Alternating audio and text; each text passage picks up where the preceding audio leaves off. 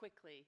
Can you We cannot have a concept of burden sharing based on the idea that developing countries keep the refugees and developed countries support financially the developing countries to keep the refugees.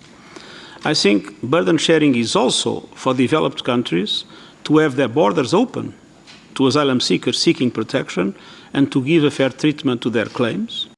Unfortunately, things have changed. Global forced displacement has been rising steadily in recent years.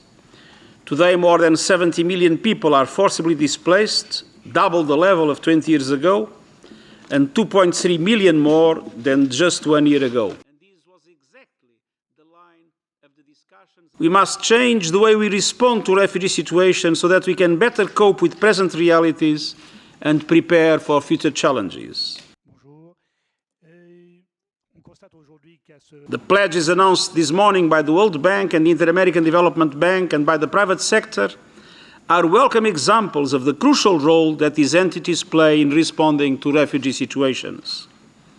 Together with others, ongoing or planned investments by the private sector and other bilateral development entities and other financial institutions, all these have ensured tangible results for refugees and host communities.